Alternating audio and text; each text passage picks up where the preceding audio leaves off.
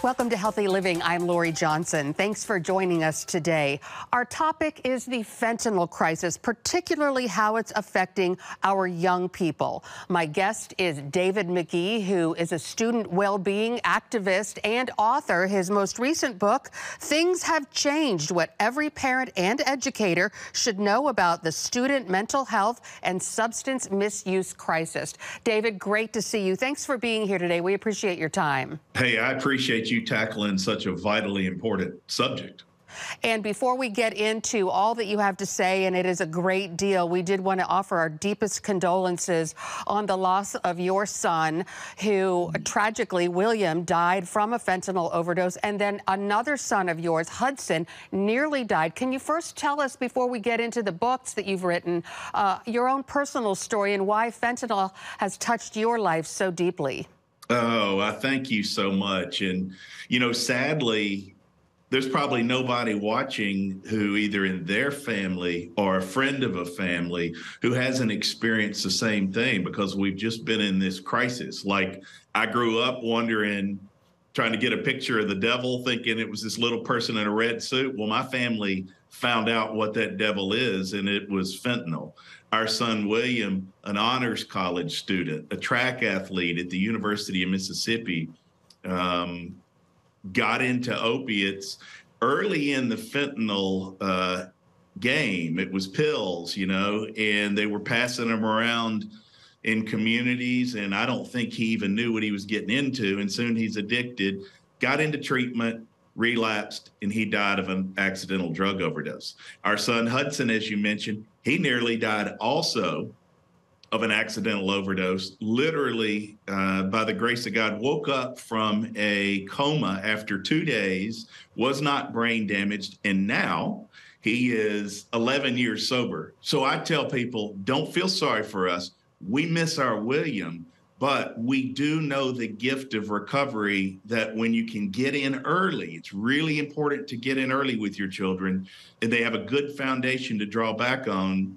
You can change and save lives.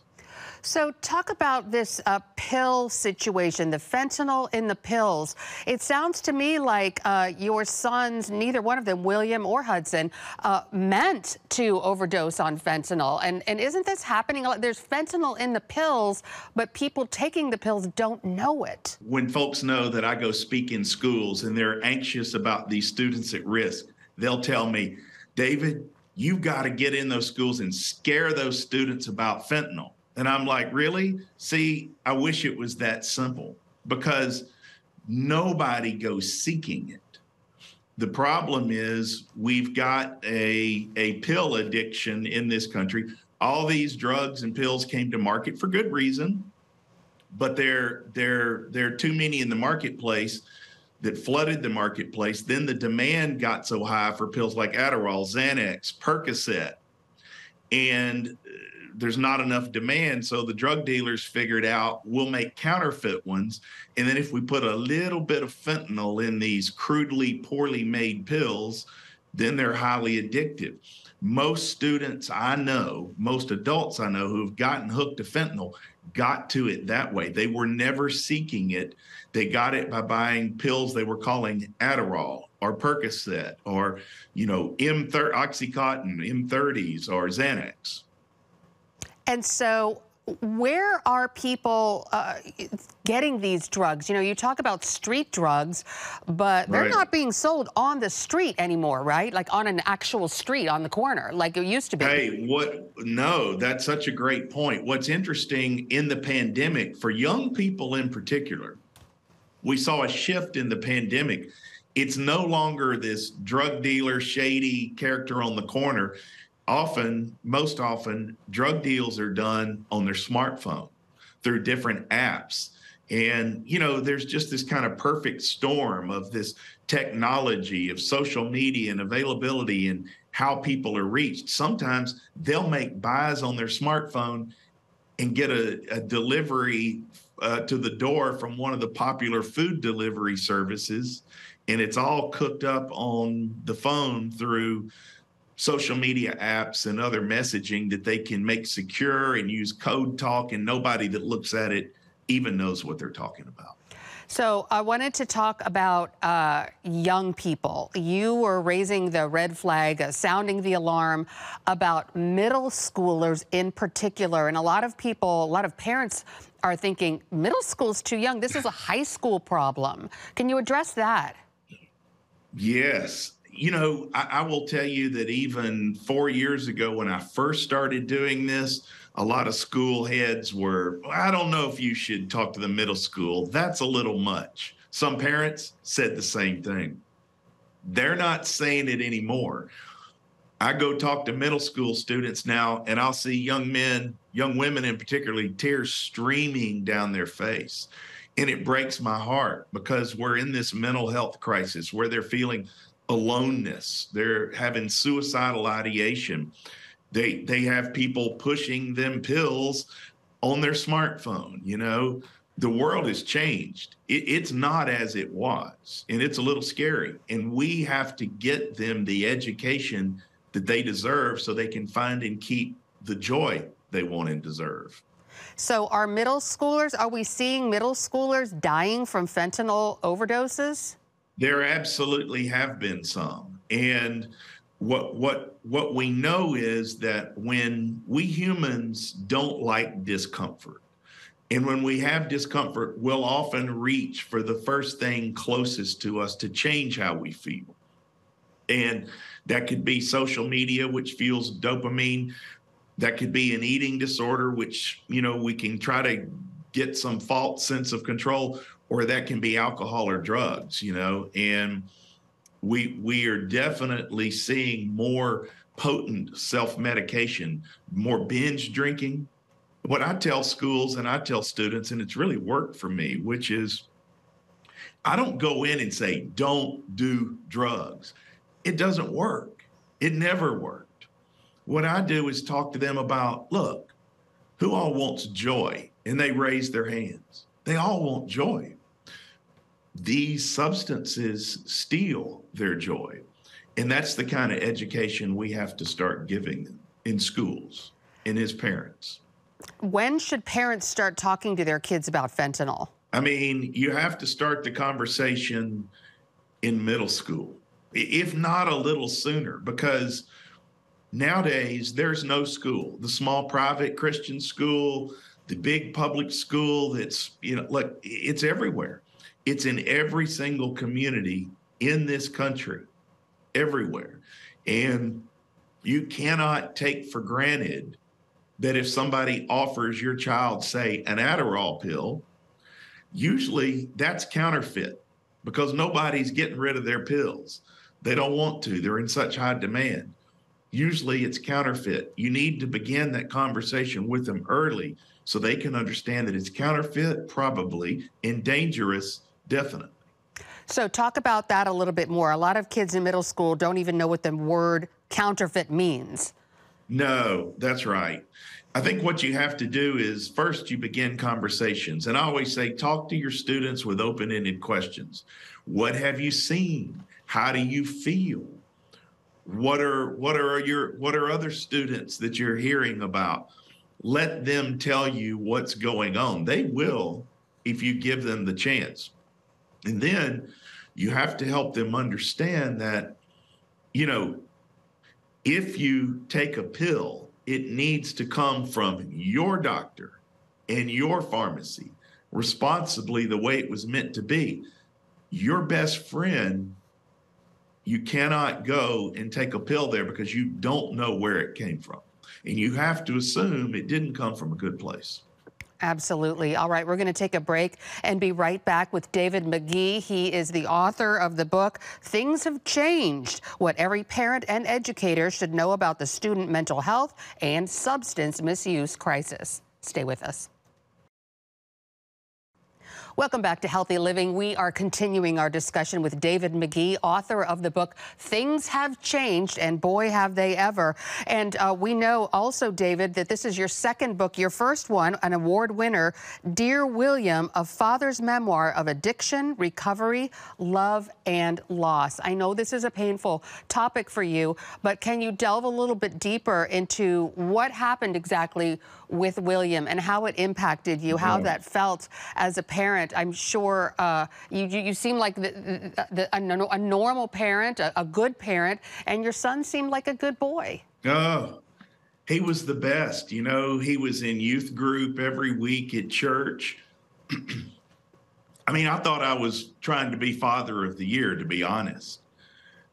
Working so hard that my children could look up to me, would look up to me, that I would be a role model.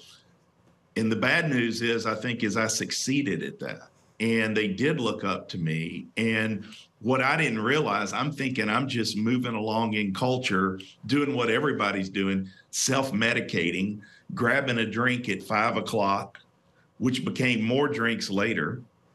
And, you know, I've got my own journey as they're coming up through middle school, and they're watching me, this father they love and respect, self-medicate. And sadly, you know, my boys went down that same road. And for their generation, it happened so much quicker. The marijuana is like literally 400 and 500% stronger than it was 20 years ago. Add in things like social media, add in counterfeit pills, which William got into, and he's dead. But I turned my life around literally by the grace of God. And, you know, I decided it didn't have to be this way for our family. We could turn this around. We didn't have to just disintegrate into ashes and be the people everybody felt bad. Oh, they had so much. I'm so sorry that happened to them. So we lost our William, but my son Hudson, my daughter Mary Hallie, who is in recovery with eating disorder, and me many years now in alcohol and recovery from infidelity and Adderall. And it's changed our family's life. It's changed our trajectory. And I just want that same joy to reach so many other families across this country. You know, and it's right there. I mean, it's there if we can take that first step in the next step. So you talked about a faith journey. Can you tell us a little bit more about that? I actually taught a young adult Sunday school class when I was young and married. And I think I probably thought, if I show up and I do the drill and get through the lesson, good for me. But honestly, I had some male ego, a father's ego, that I had a cerebral belief, but I kept faith over here on a shelf. I needed to put those two magnets together to get that power to be able to turn my life over to something bigger than myself. And it's not till I understood that on my knees. My wife and I had gotten divorced. My career had shattered. My sons were spiraling in addiction. My daughter in eating disorder. I had nothing, and I didn't even want to live. But once I put that faith together with that belief, I began that journey of marching back. And it was so important for our son, Hudson. It was so important for our daughter, Mary Hallie. It still is, and for our family together. And so we miss William, but I think that faith gives us the strength to move on in his absence and really be determined to help other students and families get the joy they deserve, because it's right there. It's really amazing to see how you've turned your grief and your pain and your loss into something that's helping other people. How has that been for you?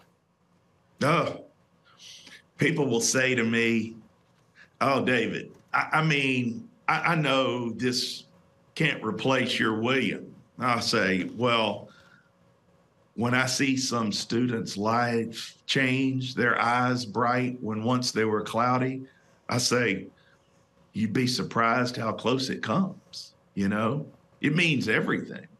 And I think for me, we all need a purpose. I tell people who, if they're not sure about faith, I'm like, look, just go read the human happiness studies. The studies on human happiness are clear that we are happiest and more in times of joy when we believe in something bigger than ourselves. this is a fact, and for me, finding that purpose to be able to storytell, to break stigma and help others realize you can get help. Counseling works. It's powerful. And sometimes it's the prayer that's required to give you the strength to take that first step. Mm-hmm. All right, we're going to take another break and be right back with David Magee. The book is called Things Have Changed, What Every Parent and Educator Should Know About the Student Mental Health and Substance Misuse Crisis. Stay tuned.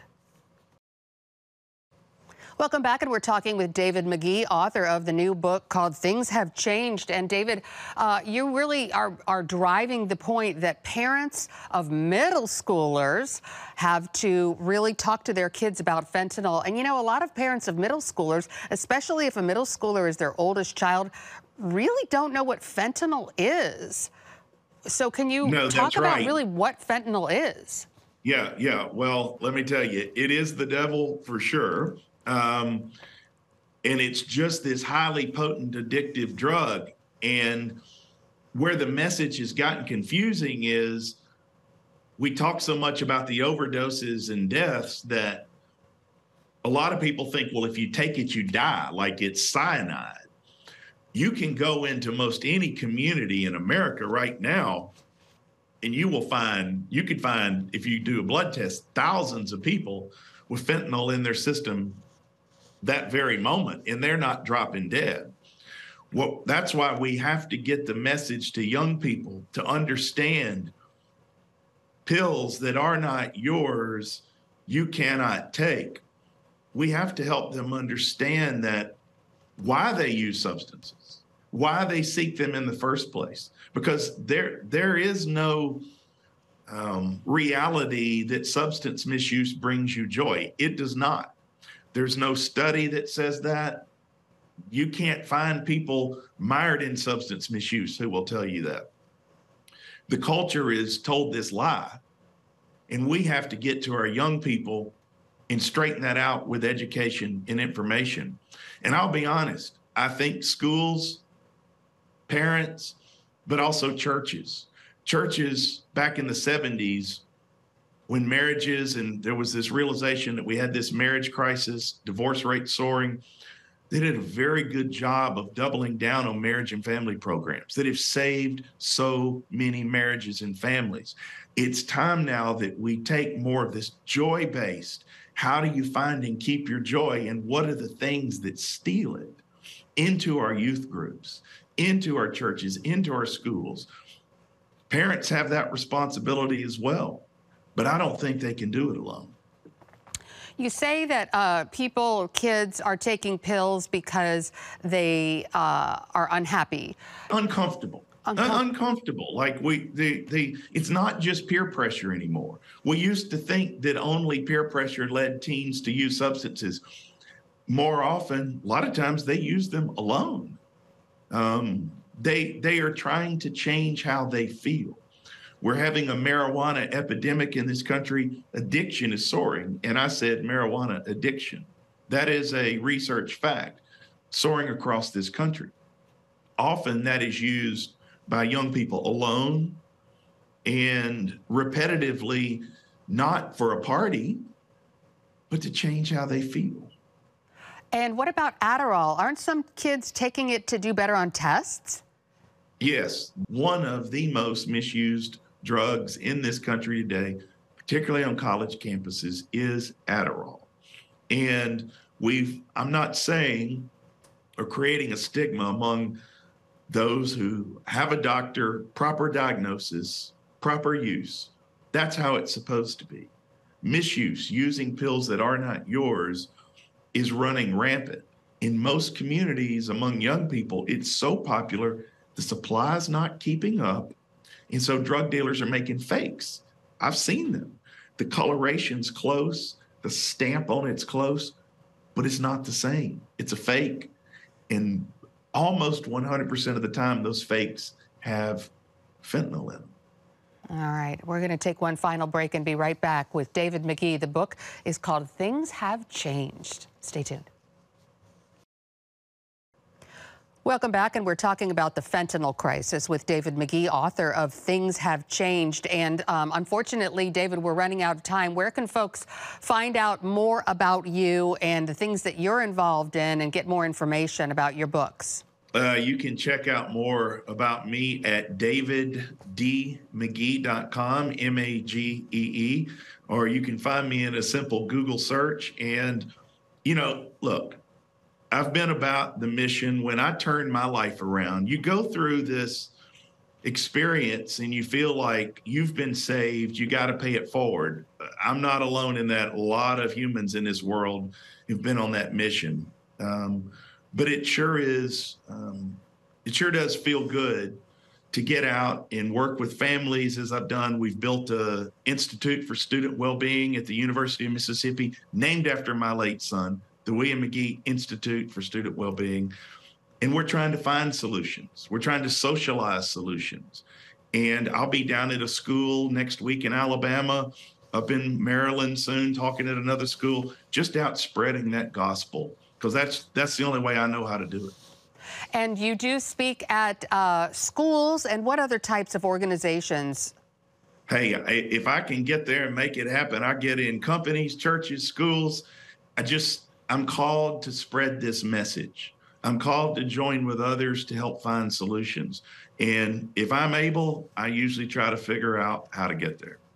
Well, thank you so much for joining us today and for imparting all your wisdom and experience with us. This is such an important topic, and I hope that parents are listening closely. David Magee, we really appreciate your time and your expertise today. Thanks so much for being with us. Oh, thank you. This was fabulous. And thanks to you for tuning into this edition of Healthy Living. I'm Lori Johnson, and we'll see you again next week.